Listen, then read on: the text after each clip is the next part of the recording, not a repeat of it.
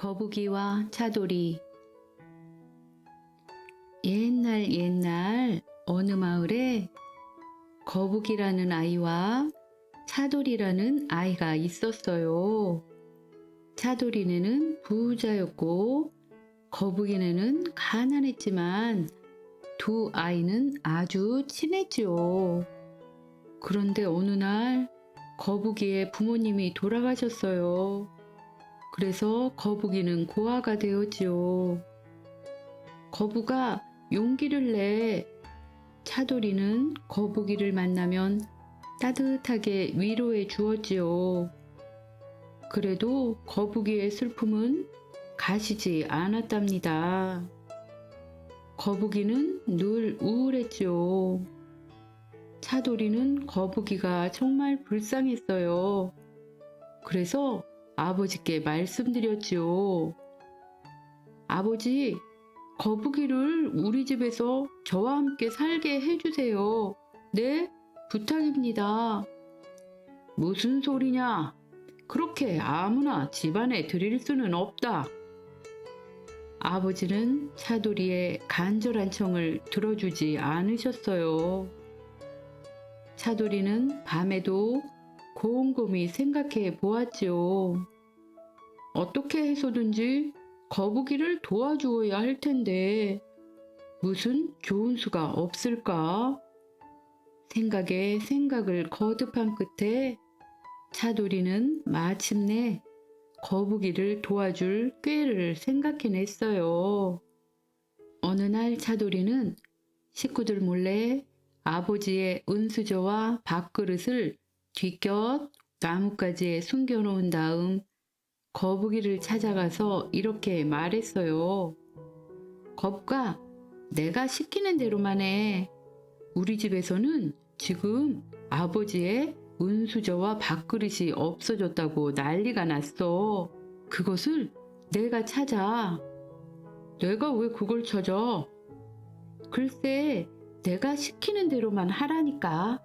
이게 다 너를 위하는 일이야. 그리고 내가 그걸 어떻게 찾아? 내가 아버지의 은수저와 밥그릇을 뒤껏 나무단 속에 감추었거든. 그러니까 그냥 찾지 말고 내가 부엌에서 냄새를 맡는 척 하다가 찾아줘. 왜 그런 짓을 해? 나는 너를 우리 집에 데려다가 함께 살고 싶어. 내가 그렇게 아버지의 밥그릇과 은수저를 찾아내면 아버지의 생각이 달라지실 거야. 그렇게 되면 우리 둘이 함께 지내며 공부도 같이 하자. 그런 짓을 해도 괜찮은 건지 모르겠다. 아무 소리 하지 말고 우리 집에 가서 내가 시키는 대로만 하면 돼. 차돌이는 거북이를 집으로 데리고 갔습니다.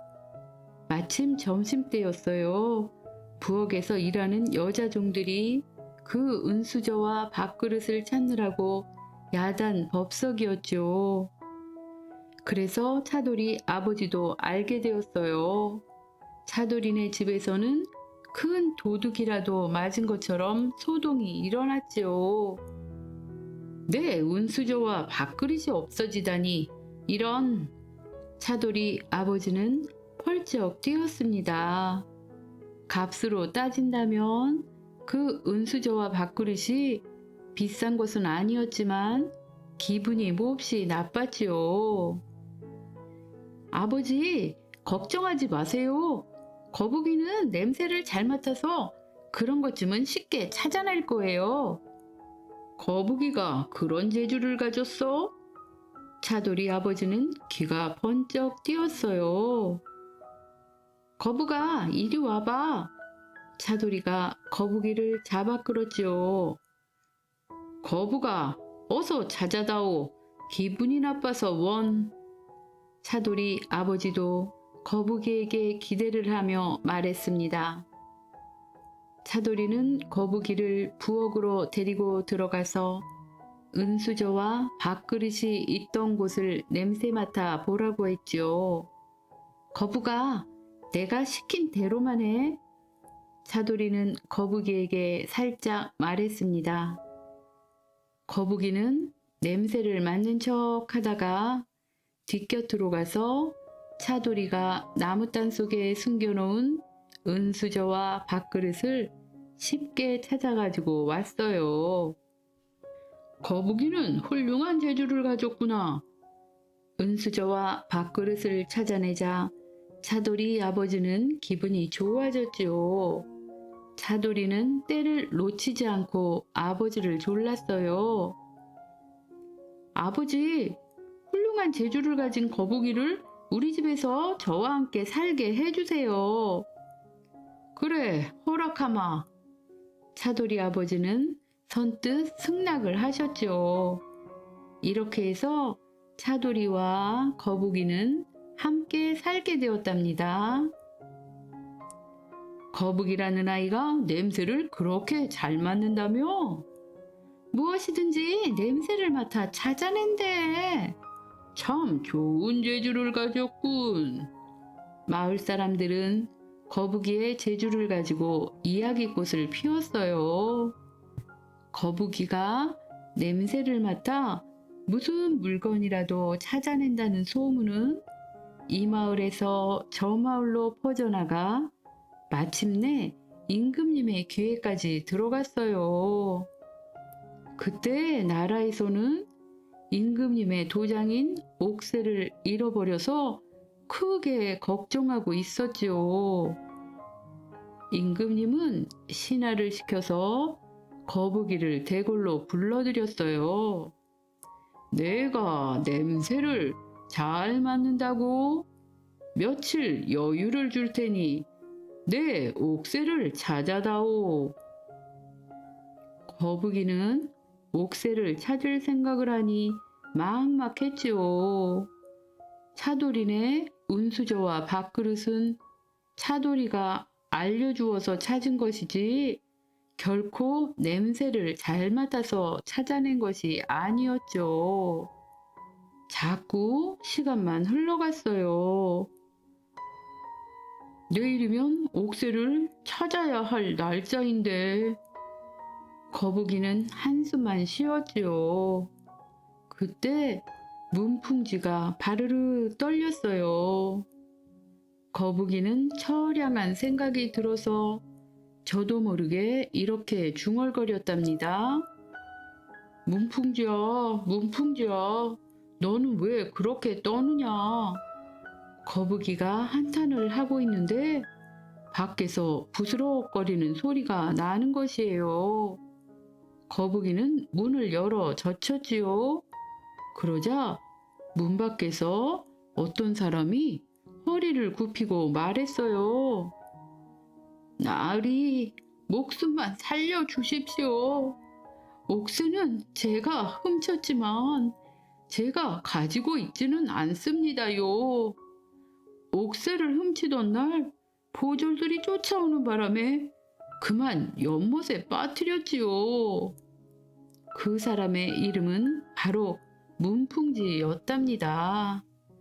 연못에 빠뜨린 옥새를 꺼내려 왔다가 거북이가 한탄하는 소리에 놀라서 자백을 한 것이었지요. 잘못을 뉘우쳤으니 이만 돌아가시오. 거북이는 문풍지라는 사람을 점잖게 타이른 다음 집으로 돌려보냈어요. 이제 됐다.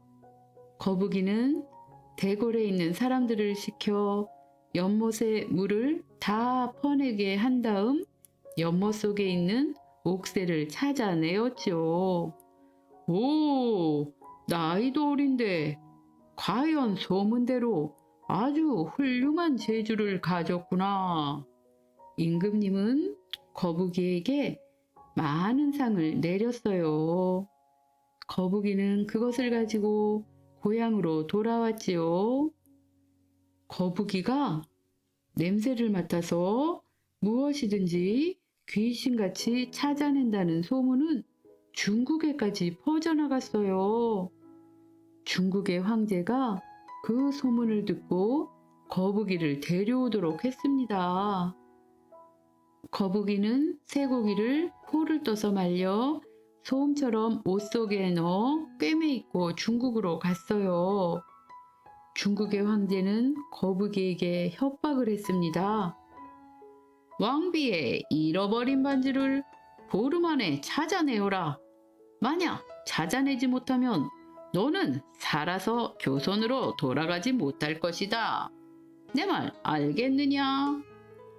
거북이는 중국에서 정해준 여관에 들어갔습니다.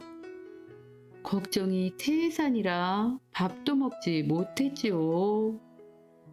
정 배가 고프면 옷 속에 꿰매 넣은 쇠고기 포를 아무도 몰래 꺼내어 먹고 물을 마셨어요. 여관에서 일하던 하인들은 놀라지 않을 수가 없었지요. 어떻게 된 사람이 물만 먹고 살지? 도사인가 봐.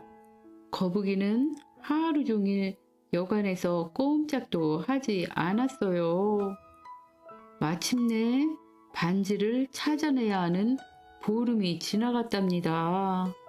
그런데 그날 밤에 여관집 하인이 거북이의 방으로 들어와 넙죽 엎드리는 것이었어요. 여관집 하인은 두 손을 싹싹 빌며 말했어요. 도사님, 제가 반지를 훔쳤습니다. 용서해 주십시오. 거북이는 그 말을 듣고 깜짝 놀랐죠. 이번에도 정해진 날짜에 아슬아슬하게 기적적으로 잃어버린 물건을 찾게 되었죠. 거북이는 무척 기뻤습니다. 그 여관집 하인은 전에 대궐에 들어갔을 때 어쩌다가 반지를 훔쳤는데 여관에서 거북이와 눈길이 마주칠 때마다 거북이가 사실을 알아차린 것만 같아서 쩔쩔매었죠. 더욱이 거북이가 보름 동안 물만 마시고 사는 것을 보고는 정말 도사인 줄 알고 자백을 한 것이었어요. 반지를 가져오면 용서해주고 그러지 못한다면 너희 가족 모두의 목을 치게 하겠다. 거북이가 엄하게 말했어요. 반지는 여기 있습니다요. 하인은 품속에서 반지를 꺼내어 거북이에게 주었어요. 마침내 거북이는 왕비의 반지를 찾아주고 중국의 황제로부터 많은 선물을 받았습니다. 그래서 말등에 선물을 가득 싣고 고향으로 돌아갔지요. 그런데 국경을 넘어오는데 강도가 나타나 거북이에게 칼을 들이대며 말하는 것이에요. 내가 내는 문제를 풀면 너를 살려보내주고 그렇지 못할 때는 내 목을 베겠다. 자, 저 차돌 밑에 무엇이 들어있는지 알아맞혀 보아라. 거북이는 이제 죽었구나 싶었어요. 차돌 밑에 무엇이 들어있는지 귀신이 아닌 다음에야 알아맞힐 수가 없었지요. 거북이는 저도 모르게 중얼거렸어요. 차돌 때문에 거북이가 죽는구나. 그 순간 강도는 거북이 앞에 무릎을 꿇고 말했어요. 나리께서는 과연 도사시군요. 그것을 시험해본 저를 용서해 주세요. 나는 갈 길이 바쁜 몸이네. 그런 시험일랑 다시는 하지 말게. 거북이는 강도를 보내주었습니다. 강도가 사라진 뒤 거북이는 대체 그 차돌 밑에 무엇이 있는지 궁금했지요. 그런데 차돌이 꿈틀꿈틀 움직이는 것이에요. 그래서 차돌을 들어보니 그 밑에는 뜻밖에도 거북이 한 마리가 깔려 있었어요. 정말 차돌 때문에 거북이가 죽을 뻔했던 것이지요.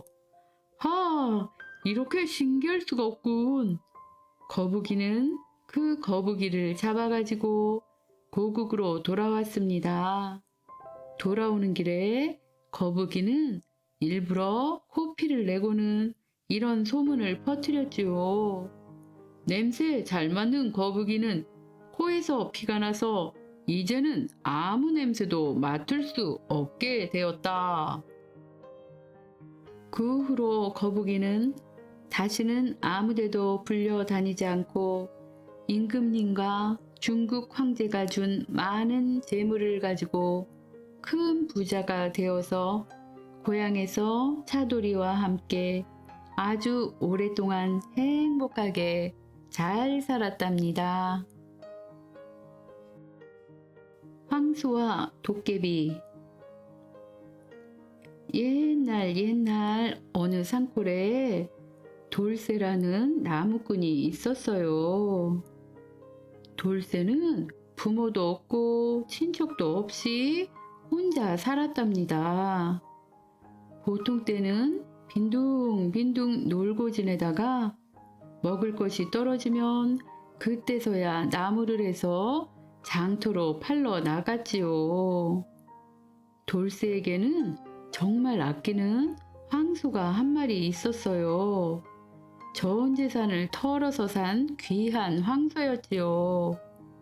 황소는 아직 어렸지만 키가 크고 아주 튼튼했어요. 돌쇠가 나무짐을 실으면 황소는 딸랑딸랑 방울소리를 내며 앞으로 갔지요.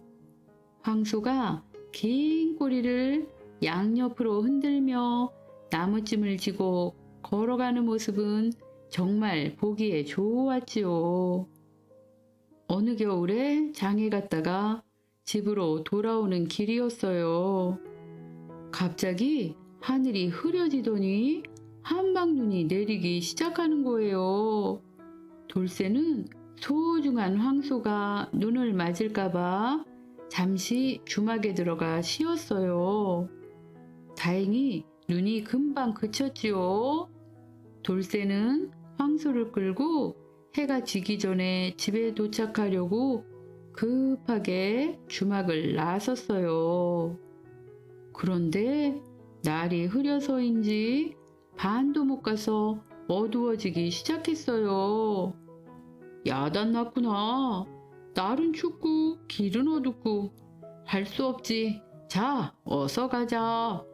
돌쇠의 말을 알아들었는지 황소도 딸랑딸랑 하면서 뚜벅뚜벅 걸음을 빨리 했지요.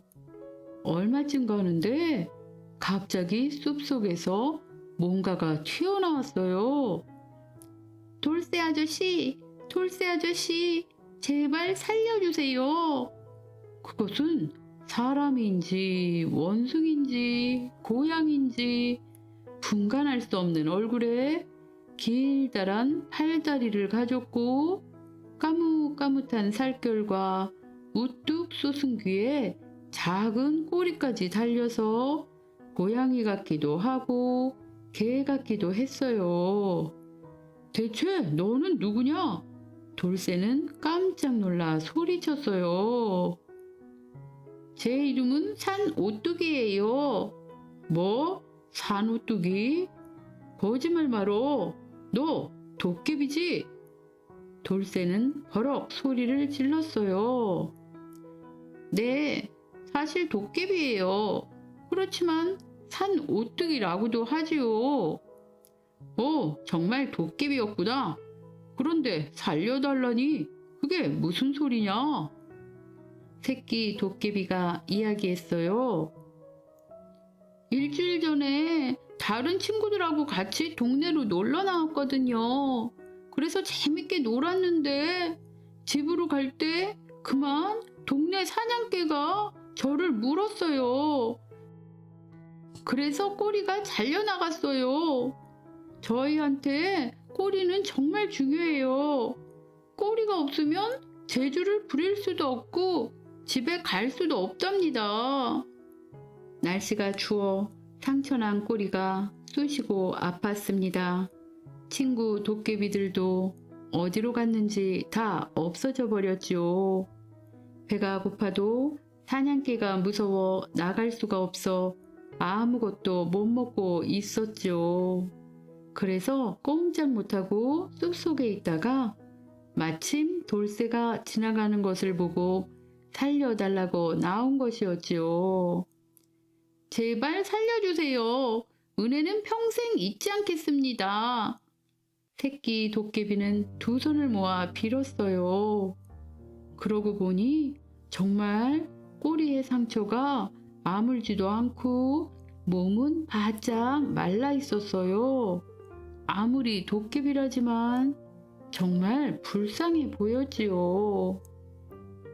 그래, 대체 어떻게 해달라는 말이냐? 꼭 2달 동안만 이 황소 뱃속에 들어가 살 수 있게 해주세요. 2달이 지나면 날도 따뜻해지고 상처도 나을 거예요. 절대 거짓말이 아니랍니다. 대신에 황소의 힘을 지금보다 10배나 더 세게 해드릴게요. 돌쇠는 기가 막혔습니다. 소중한 황소 뱃속에다 도깨비를 넣으라니요. 하지만 거절하면 새끼 도깨비는 분명 얼어 죽거나 굶어 죽고 말 것입니다. 또 소를 지금보다 10배나 힘세게 해준다니 해로운 일은 아닌 것 같았어요. 생각다 못해 돌쇠는 황소의 등을 두드리며 어떡하면 좋겠니? 하고 물었어요. 황소는 말귀를 알아들었는지 고개를 끄덕끄덕 하였지요. 그래, 좋다. 꼭 2달 동안만이다. 새끼 도깨비는 좋아서 펄펄 뛰면서 고맙다고 하더니 깡충 뛰어 황소 뱃속으로 들어갔어요. 그랬는데 정말 놀라운 일이 일어났어요. 정말로 황소의 힘이 10배나 세졌답니다. 그전에는 하루 종일 걸리던 장터길이 나무를 가득 지고도 하루에 3번씩이나 왕래할 수 있게 되었지요. 돌쇠는 도저히 따라갈 수가 없어 새로 달구지를 하나 사서 타고 다녔어요. 와, 이거 참 신기하다. 돌쇠는 하늘에라도 오른 듯이 기뻤지요. 그래서 전보다도 더욱더 황소를 소중히 여기고 아꼈답니다. 마을 사람들은 그런 황소를 보고 놀라서 눈이 커다래졌지요. 어떤 사람은 황소의 힘이 어떻게 세졌는지 가르쳐 달라고 졸라대고, 또 어떤 사람은 돈은 얼마든지 줄 테니 팔라고 얘기를 하는 것이에요. 하지만 돌쇠는 싱긋 웃기만 했지요. 그리고 딸랑딸랑 이려 이려 신이 나서 소를 몰았어요. 게으름뱅이 돌쇠였지만 힘센 황소를 데리고 다니는 재미에 열심히 나무를 팔러 다녔지요. 그래서 돈도 많이 모았답니다. 이러는 사이에 어느덧 약속한 2달이 다가왔어요. 그런데 자꾸 소의 배가 불러오는 것이에요. 돌쇠는 깜짝 놀라 커다란 배를 문질러 주기도 하고 약도 써보았지만 아무 소용이 없었어요. 돌쇠는 매일 근심과 걱정뿐이었죠. 뱃속에 있는 도깨비 때문일 거라는 생각이 들었어요. 괜히 도깨비를 받아주어 내 황소가 고생을 하는구나. 설마 무슨 일이 생기는 것은 아니겠지? 처음에 2달이라고 약속을 하였으니 조금 더 두고 보기로 했어요. 며칠 지나면 무슨 결말이 나겠지. 죽을 걸 살려줬는데 설마 나쁜 짓이야 할까? 돌쇠는 약속 날짜만 기다렸습니다. 어느 날 새벽이었어요. 외양간에서 쿵쾅쿵쾅 요란한 소리가 났습니다.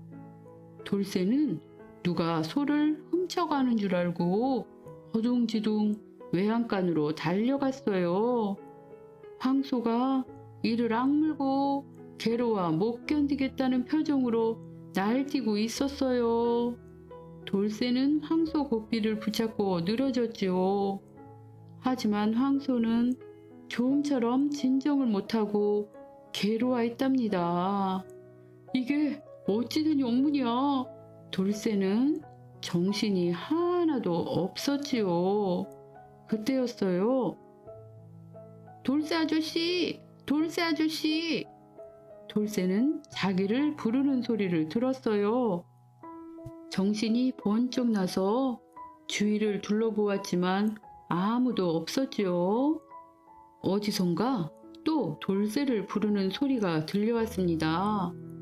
그 소리는 황소 입속에서 나는 것 같았지요.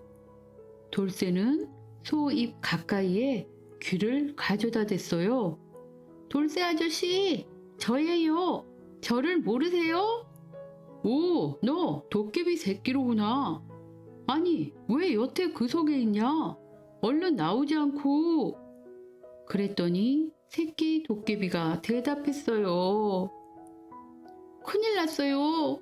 매일 누워서 아저씨가 주시는 음식을 맛있게 먹었더니 살이 너무 많이 쪘나 봐요. 소 목이 너무 좁아서 도저히 빠져나갈 수가 없어요. 그럼 어떡하면 좋단 말이냐?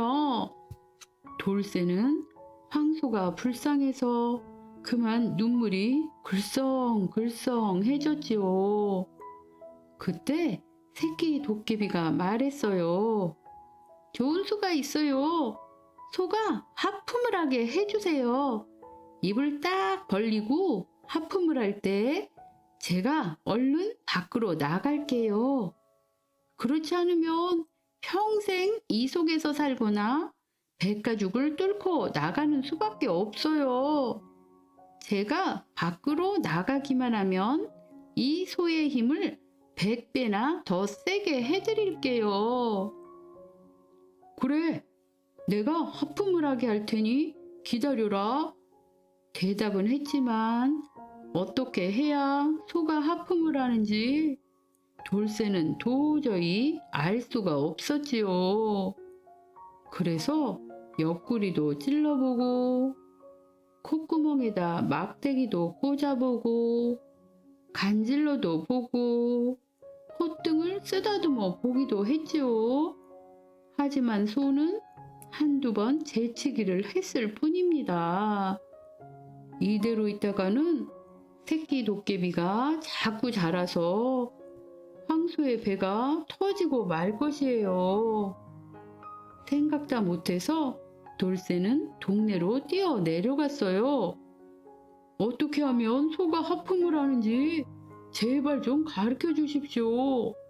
돌쇠는 만나는 사람마다 붙잡고 물었지요. 하지만 아무도 아는 사람이 없었어요. 동네에서 제일 나이 많고 뭐든지 다 안다는 노인조차 아무런 대답을 못했습니다. 실망한 돌쇠는 꼼짝도 않고 외양간 앞에 앉아 황소만 쳐다보았어요. 공연히 그놈에게 속아서 황소 뱃속을 빌려주었구나 하고 후회했지요. 황소도 자기의 신세를 깨달았는지 슬픈 표정으로 돌쇠를 보고 있었어요. 그런데 하루 종일 뛰어다녀 피곤하고 졸렸던지 돌쇠가 하품이 나온 것이에요. 그때입니다. 돌쇠가 하품을 하는 것을 본 황소가 따라서 하품을 하기 시작한 것이에요. 옳지, 됐다. 돌쇠가 껑충껑충 뛰며 좋아라 손뼉을 쳤습니다. 벌어진 황소 입으로 통통하게 살이 찐 새끼 도깨비가 깡충 뛰어 나왔어요. 돌쇠 아저씨, 그동안 참 고마웠어요. 은혜를 절대로 잊지 못할 겁니다. 그래서 그 보답으로 아저씨 소를 지금보다 100배 더 힘세게 해드릴게요. 새끼 도깨비는 돌쇠 앞에 엎드려 넙죽 절을 하였답니다. 그리고 나서 꼬리를 휘저으며 제주를 2번 넘더니 어디론가 사라지고 말았어요. 돌쇠는 이 일이 꿈인지 생시인지 어리둥절했지요. 그러다 홀쭉해진 황소의 배를 보고 하하하 큰 소리로 웃었답니다. 그리고는 황소를 꼭 안아주었지요. 정말로 황소의 힘은 100배나 세지게 되었답니다. 돌쇠가 100배나 힘이 세진 소를 몰게 되자 모든 사람들이 놀라워했지요. 돌쇠는 엄청난 힘을 가진 황소를 몰고 다니며 금방 부자가 되었답니다. 도깨비 아니라 귀신이라도 불쌍하거든 살려주어야 해 라고 중얼거리며 콧노래를 부르며 다녔답니다. 누가 제일 어른인가? 옛날 아주 먼 옛날에 노루와 토끼와 두꺼비가 한 동네에 살았답니다. 하루는 셋이 나무 그늘에서 쉬고 있는데 여우가 놀러와서 맛있는 떡을 주고 갔어요. 셋은 모두 침을 꿀꺽 삼켰지요. 우와, 군침이 절로 나는군. 그럼 내가 제일 큰 어른이니 내가 제일 먼저 먹어야지. 노루가 떡 앞에 바짝 다가가 앉으며 말하였어요. 천만의 말씀, 몸집만 크다고 다 어른인가? 어른이라면 모름지기 수염이 있어야지. 토끼가 긴 수염을 천천히 쓰다듬으며 말하였어요. 아니야, 주름살이 하나도 없는 어른이 어디 있어. 주름살이 가장 많은 데가 어른이야. 두꺼비도 지지 않고 말하였어요. 내가 어른이 맞아. 무슨 소리? 내가 어른이라니까. 어른을 몰라보다니. 셋은 서로 떡을 차지하기 위하여 앞다투어 달려들었어요. 잠깐만, 우리 공정하게 누가 나이가 정말로 제일 많은지 따져보는 게 어때? 그래서 나이가 가장 많은 친구가 떡을 먼저 먹도록 하자. 노루가 먼저 얘기했어요. 토끼와 두꺼비도 좋다고 찬성했지요. 먼저 노루가 나이 자랑을 했어요. 아마 너희들은 모르고 있었을 거야. 이 세상에 하늘과 땅이 생겨날 때 나도 함께 태어났다는 것을 말이야. 내가 태어났을 때는 밤하늘에는 둥그란 달 하나밖에 없었단다. 그래서 내가 날마다 별을 한 개씩 박아서 지금처럼 셀 수 없을 정도로 많아진 거야. 그래, 너는 한 번도 하늘에 별을 박는 일을 게을리하지 않았어. 매일매일 긴 사다리 위에 올라가 크고 작은 별들을 박았지. 그런데 네가 타고 올라간 그 사다리는 내가 아주 오래전에 심은 나무로 만든 것이란다. 어때? 내가 노루보다 나이가 더 많은 것이 맞지? 토끼가 의시되며 말하자 노루의 두 눈이 커졌어요. 그런데 갑자기 두꺼비가 눈물을 뚝뚝 풀리며 흐느끼는 것이에요. 두꺼봐, 왜 그래? 노루와 토끼가 어리둥절한 표정으로 두꺼비를 쳐다보았지요. 너희들 이야기를 듣고 있으려니까 죽은 손자가 생각나서 그래. 두꺼비는 더욱 서럽게 울면서 대답하였어요. 그만 울고 손자가 왜 죽었는지 말해봐. 노루가 말하였지요. 토끼가 나무를 심을 때 내 손자도 옆에서 나무를 심었어. 나무가 크게 자라자 손자는 나무를 베어 망치를 만들었지. 그리고 그 망치로 하늘에 별을 박다가 그만 떨어져서 두꺼비는 얼마 동안 더 울었어요. 그러다가 울음을 그치고 툭 튀어나온 눈으로 노루와 토끼를 번갈아 보았지요. 노루와 토끼는 떨떠름한 표정을 짓고 있었어요. 아무 말도 하지 않는 것을 보니 내가 제일 어른이라는 것을 인정하는 것이구나. 그럼 어른이 먼저 맛있는 떡을 먹어볼까? 두꺼비는 떡을 덥석 잡아 한 입을 크게 베어 먹었답니다. 굴러다니는 젊은이. 옛날 어느 산골에 고지식한 젊은이가 살았어요. 젊은이가 산에서 나무를 한 짐 해가지고 내려오다가 길가에 지게를 받쳐놓고 앉아서 땀을 닦으며 한숨을 돌리고 있었어요. 그때였어요. 쉬! 사또나리 행차시오. 산 모퉁이에서 이런 소리가 들려왔습니다. 저리 비켜라. 젊은이는 몸을 벌떡 일으켜 숲속으로 피했어요. 가마의 앞뒤로는 벼슬아치들이 팔을 휘저으며 걸어오고 있었답니다. 젊은이는 숲속에서 사또의 행차를 훔쳐 보았지요. 사또의 행차가 갑자기 멈추었습니다. 그러더니 벼슬아치 한 사람이 젊은이의 나무집 앞에 와서 호통을 치는 것이에요. 저리 비켜라. 젊은이는 고개를 갸우뚱했습니다. 지게를 보고 호령을 하다니. 벼슬아치는 다시 소리를 질렀어요. 비키지 못할까? 젊은이가 뛰어나가려고 할 때였어요.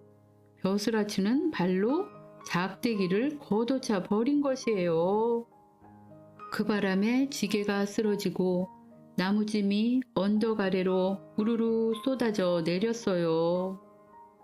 사또의 행차가 지나간 뒤에 젊은이는 지게가 있는 언덕 아래로 뛰어갔습니다. 나무짐이 무슨 죄가 있다고 발로 차서 쓰러뜨리는 거야. 젊은이는 분해서 엉엉 울었어요. 그때 지나가던 나그네가 젊은이에게 물었습니다. 누가 죽었어? 왜 그렇게 통곡을 하오? 높은 나리가 행차하는 것이지만 이건 너무합니다. 길가에 세워둔 지게더러 비키라고 호령하더니 이렇게 발로 차서 쓰러뜨려 누운 거예요. 젊은이는 아까 벌어졌던 이야기를 자세하게 했습니다. 나그네는 삿갓을 눌러쓰고는 말했어요. 벼슬한 사람은 세도가 높아서 그런 일쯤은 예사로 한다네. 자네도 억울하면 벼슬을 하게나. 그래, 나도 벼슬을 하자. 벼슬을 하여 아까 그 못된 벼슬아치를 혼내줘야지. 젊은이는 지게를 그대로 놓아둔 채 터덜터덜 마을로 돌아왔습니다. 나도 벼슬을 해야지. 그런데 어떻게 해야 벼슬을 하는 걸까? 아차, 그것을 물어보지 않았군. 젊은이는 삿갓을 쓴 나그네의 얼굴을 떠올려 보았어요. 그리고는 나그네가 간 쪽으로 불이 나게 달려갔지요. 나그네는 걸음을 쉬어가며 높은 고개를 넘고 있었습니다. 여보시오, 어르신네! 젊은이는 나그네를 소리쳐 불렀어요. 왜 그러나? 나그네는 지팡이를 짚고 바위 위에 앉아 있었지요. 젊은이는 숨을 몰아쉬면서 그 앞으로 올라갔어요. 어르신네, 저도 벼슬을 하고 싶습니다. 왜? 못된 벼슬아치들을 혼내주려고요. 아주 좋은 생각이로군. 그런데 어떻게 해야 벼슬을 하는 건지 알 수가 없습니다. 벼슬을 하려면 과거를 보아야지. 과거가 어떻게 생긴 겁니까?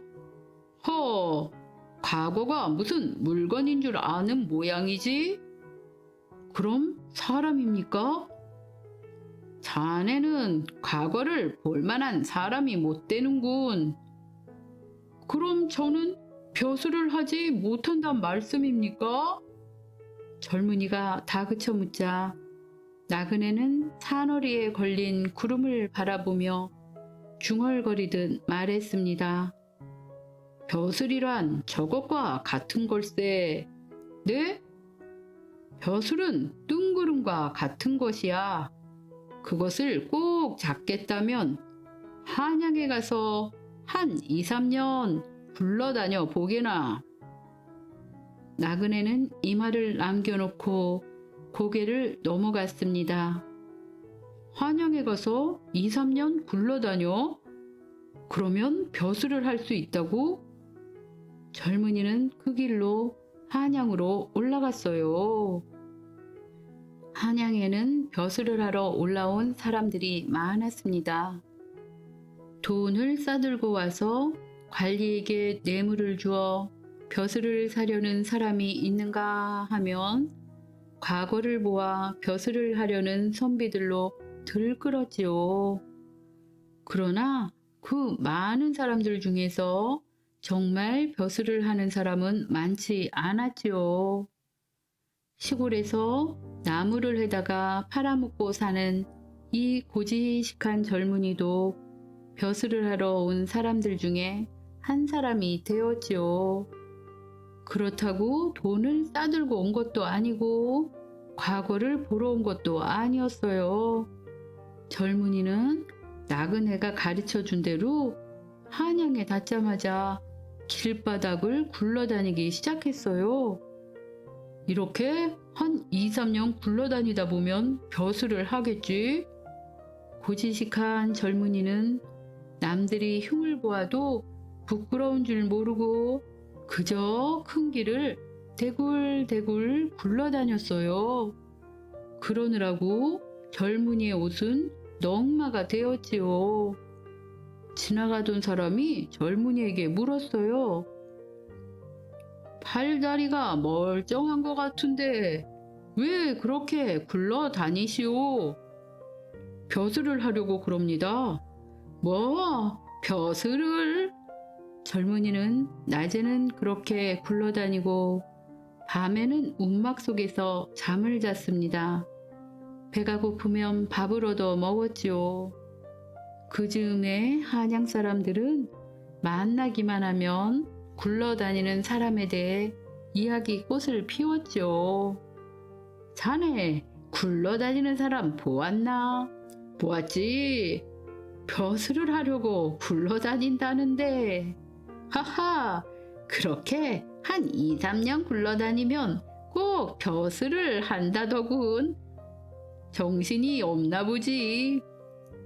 아니야, 말하는 것을 보니까 정신도 발다리처럼 아주 멀쩡하더군.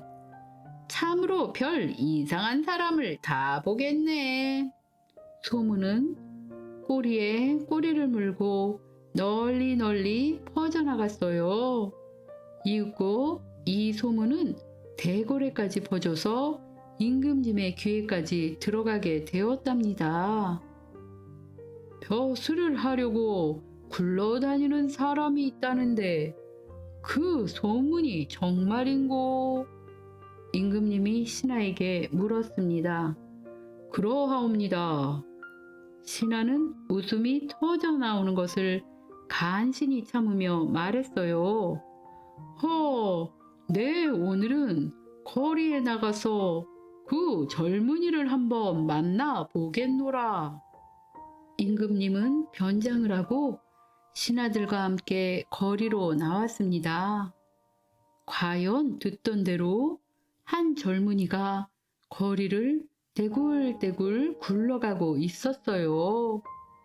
임금님이 그 앞으로 가서 물었습니다. 왜 굴러다니오? 벼슬을 하려고 그럽니다. 젊은이는 여전히 이렇게 대답했어요. 임금님은 젊은이를 살펴보며 계속 물어보았지요. 어떤 벼슬이 하고 싶으오? 아무 것이라도 좋습니다. 사또는 어떻소? 예, 좋지요. 그럼 판서는 어떻소? 예, 좋지요. 정승도 하고 싶으오? 아무 것이라도 좋습니다. 정승이라면 나라의 최고 벼슬이오. 그렇게 높은 벼슬도 주면 받겠소? 아무 것이라도 좋습니다. 젊은이는 계속 아무 것이라도 좋습니다. 라고 대답했습니다. 사또보다 높은 벼슬이라면 아무 것이나 할 생각이었던 것이죠. 임금님이 마지막으로 물었어요. 임금을 할 생각은 없소? 이 말을 들은 젊은이는 벌떡 일어났어요. 지금 뭐라고 말했소? 젊은이는 변장을 한 임금님을 쏘아보았어요. 임금님은 태연하게 말했습니다. 임금을 할 생각은 없느냐고 물었소이다. 젊은이는 다짜고짜 임금님의 뺨을 후려 갈겼어요. 이 못된 놈! 임금님은 오직 한 분만 계신 것인데 그따위 소리를 함부로 짓거리다니. 젊은이는 또 임금님을 때리려고 했어요. 신하들이 가로막지 않았더라면 큰일 날 뻔했지요. 뺨을 맞은 임금님은 조금도 화를 내지 않았답니다. 사람들은 이 젊은이가 정신이 없다 비웃지만 그게 아니로구나. 돌아가자. 임금님은 신하들과 함께 대궐로 돌아왔습니다. 그 젊은이야말로 충심이 가득한 사람이다. 곰곰이 생각한 끝에 임금님은 그 젊은이를 대궐로 부려들여 대감 벼슬을 주었지요. 몇 달이 지났습니다. 젊은이가 사는 고을에 어마어마한 행차가 지나가고 있었답니다. 저것은 사또의 행차가 아닌데. 삿갓을 쓴 나그네가 길가로 비켜섰습니다. 이윽고 행차가 가까이 오더니 나그네 앞에서 멈추는 것이었어요. 여봐라, 저 어른을 모셔오너라. 이렇게 말한 사람은 굴러다니던 젊은이였습니다. 누이시옵니까? 나그네가 삿갓을 치켜 올렸어요. 어르신을 만나고 싶었습니다. 어르신의 말씀대로 한양에 가서 3년을 굴러다녔더니 임금님께서 벼슬을 주셨어요. 모두가 어르신 덕분입니다. 젊은이는 나그네를 가마에 태우고 관가로 향했습니다. 전에 자기 지게를 발로 차버린 벼슬아치가 있는 곳으로 가는 것이었지요. 그 사또를 혼내주려고요? 나그네가 물었습니다. 예, 그러고 나서 벼슬에서 물러나겠습니다. 벼슬을 해보니까 나무하는 것보다 훨씬 힘이 듭니다. 허허, 그러게 내가 뭐랬소? 벼슬은 뜬구름 같은 것이라고 하지 않소이까. 나무를 하다가 힘들면 벌렁 드러누워 구름을 바라보며 사는 게 제일 마음 편한 것 같습니다. 젊은이는 산마루를 바라보았습니다. 산마루에는 걸음을 쉬어가는 나그네처럼 구름 한 조각이 걸려 있었지요. 고지식한 젊은이는 소원대로 사또를 혼내주고 그 이후로 벼슬을 그만둔 후 다시 나무를 하며 행복하게 살았습니다. 해골과 삼형제. 옛날에 어느 곳에 아주 가난한 삼형제가 살았습니다.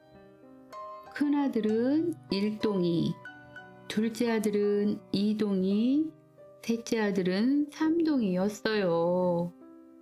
어려서 어머니, 아버지가 다 돌아가시고 삼형제만 남아 서로 의지하며 살았지요. 물려받은 땅도 없이 아무 재산도 없이 그저 남의 집 일을 해주고 겨우겨우 먹고 살았답니다. 하루는 막내 삼동이가 의견을 냈어요.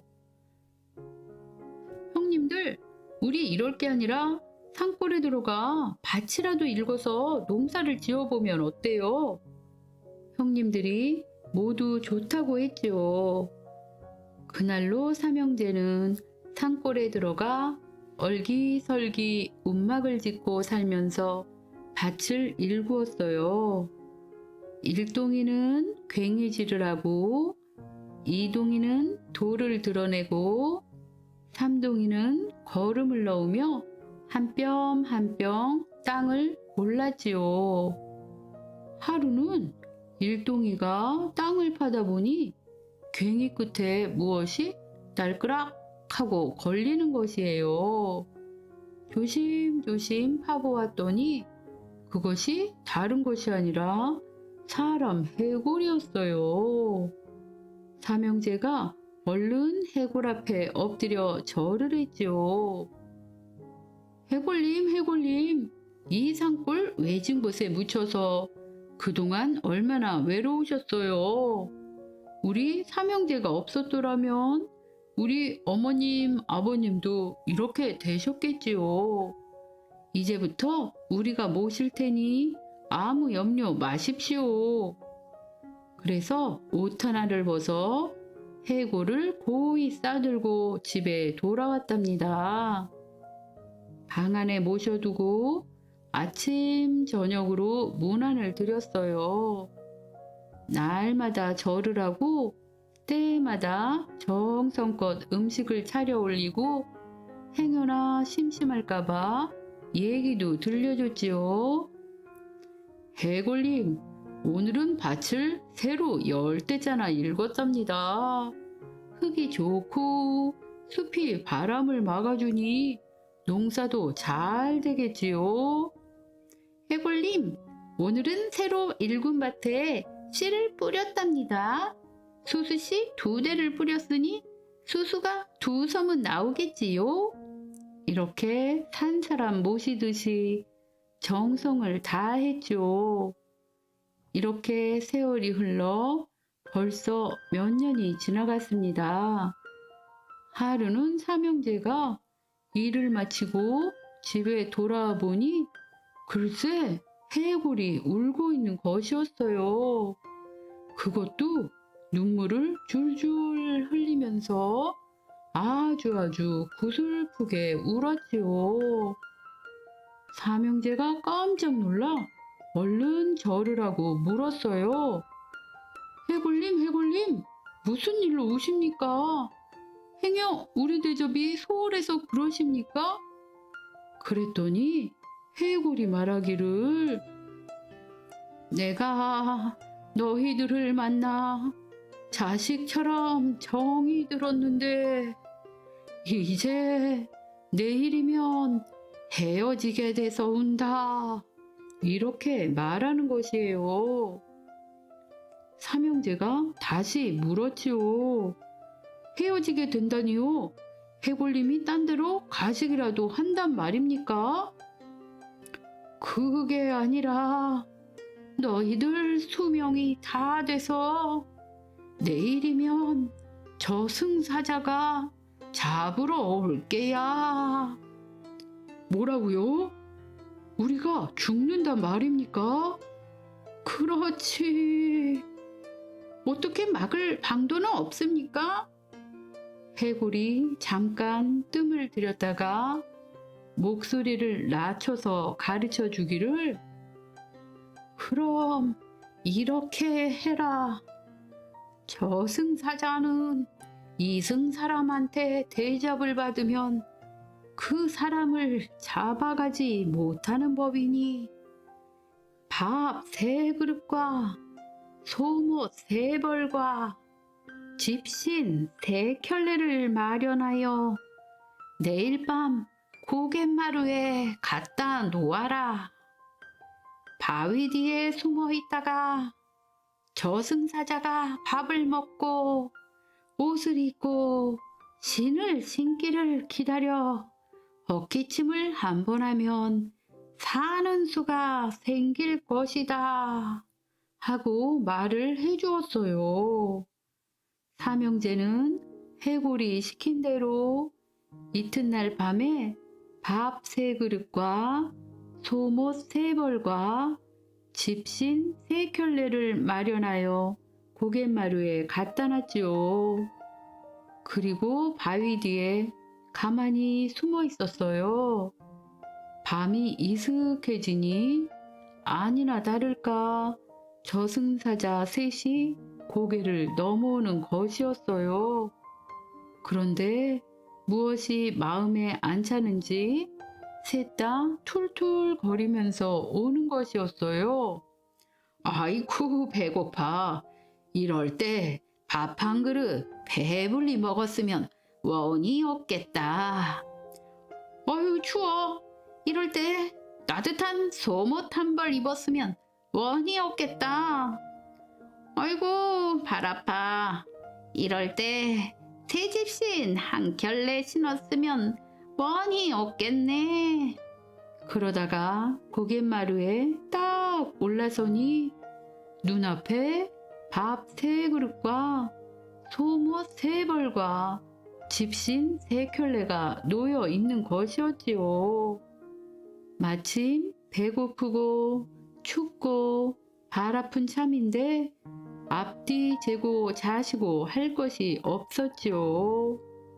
셋이서 달려들어 밥을 한 그릇씩 뚝딱 먹어치우고는 헐헐 옷을 입고 돌아앉아 집신까지 후딱 신었죠.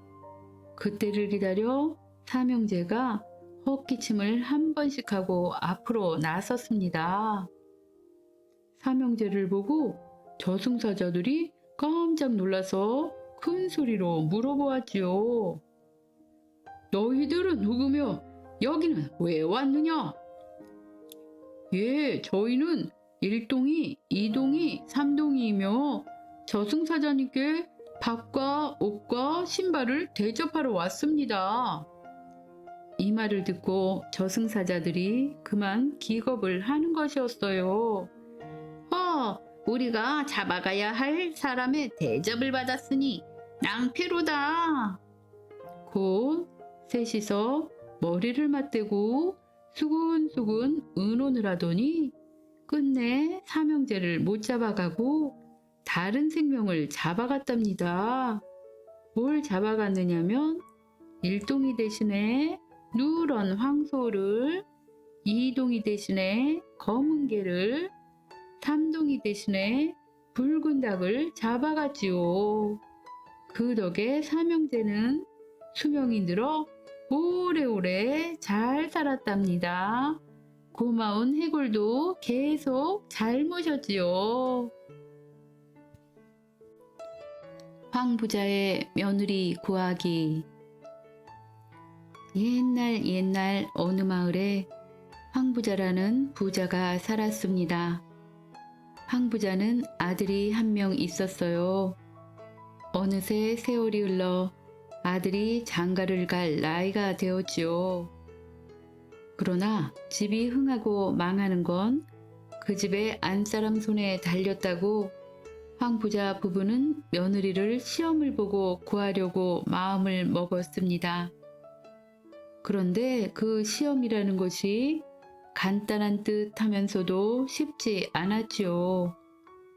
집 앞에 있는 조그만 집 한 채를 비우고 일하는 할머니 한 명을 붙여주고서 쌀 한 말, 잡곡 한 말을 내어주고 그걸로 석 달을 살 수 있어야 며느리를 삼겠다는 것이었어요. 몇몇 아가씨가 용기 있게 지망했지만 다들 배가 고파 견디질 못하고 제풀에 돌아갔지요.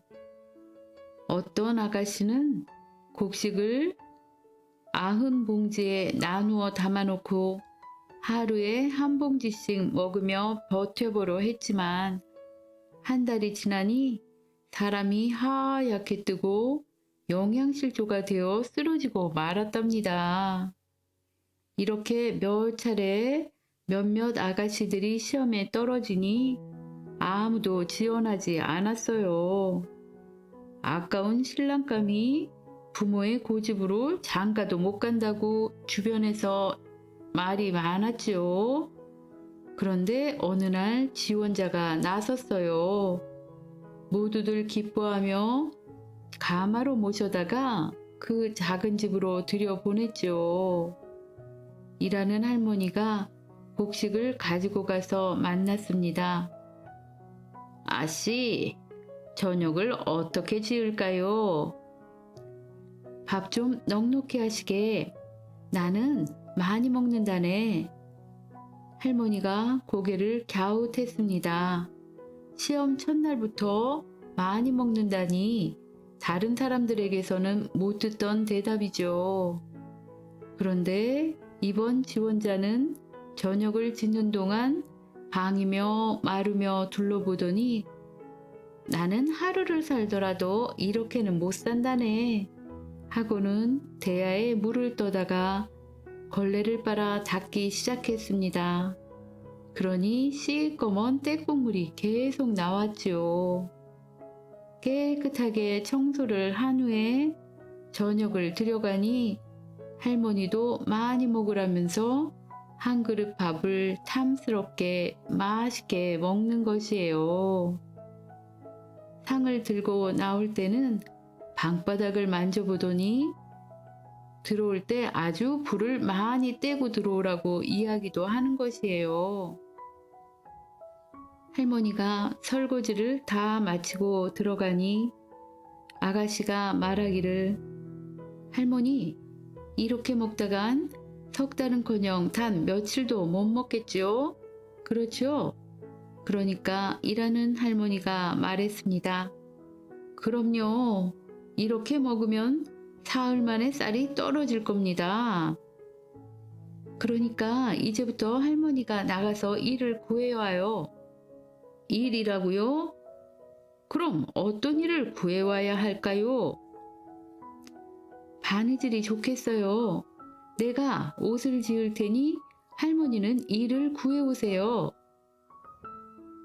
글쎄요. 그러면 오늘은 먼 길 오시느라 고단할 테니 그냥 쉬세요. 내일은 제가 제주껏 일거리를 구해올게요. 황 부자는 할머니의 이야기를 듣고는 신이 났습니다. 옳거니 이제야 내 며느리감이 왔나 보구나.